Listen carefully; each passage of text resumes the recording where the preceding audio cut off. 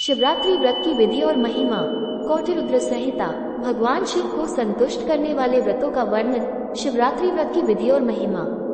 तदनंतर ऋषियों के पूछने पर सूत जी ने शिव जी की आराधना के द्वारा उत्तम एवं मनोवांछित फल प्राप्त करने वाले बहुत से महान स्त्री पुरुषों के नाम बताए। इसके बाद ऋषियों ने फिर पूछा, व्यास शिष्य, किस व्रत से संतुष्ट होकर भगवान शिव उत्तम सुख प्रदान करते हैं?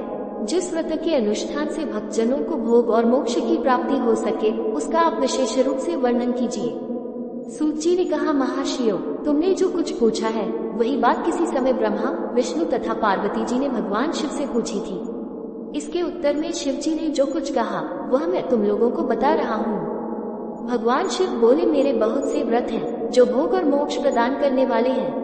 उनमें मुख्य 10 व्रत है जिन्हें जाबाला शुद्ध के विद्वान 10 शिव व्रत कहते हैं। द्विजों को सदा यत्नपूर्वक इन व्रतों का पालन करना चाहिए। हरे, प्रत्येक अष्टमी को केवल रात में ही भोजन करे। विशेषतः कृष्ण पक्ष की अष्टमी को भोजन का सर्वथा त्याग कर दे। शुक्ल पक्ष की एकादशी को भी भोजन छोड़ दे, किंतु कृष्ण पक्ष की एकादशी को रात में मेरा पूजन करने के पश्चात भोजन किया जा सकता है। शुक्ल पक्ष की त्रयोदशी को तो रात में भोजन करना चाहिए, परंतु कृष्ण पक्ष की चतुर्दशी को शिवव्रतधारी पुरुषों के लिए भोजन का सर्वथा निषेध है। दोनों पक्षों में प्रत्येक सोमवार को प्रयत्न पूर्वक केवल रात में ही भोजन करना चाहिए।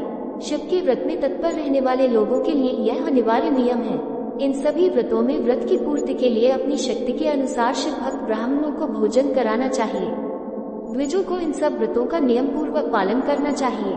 जो द्विज इनका त्याग करते हैं वे चोर होते हैं। मुक्ति मार्ग में प्रवीण पुरुषों को मोक्ष की प्राप्ति कराने वाले 4 व्रतों का नियम पूर्वक पालन करना चाहिए।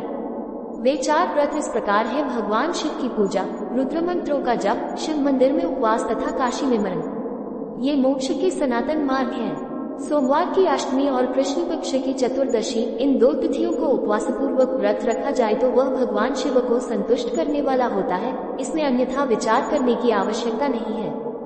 हरे, इन चारों में भी शिवरात्रि का व्रत ही सबसे अधिक बलवान है।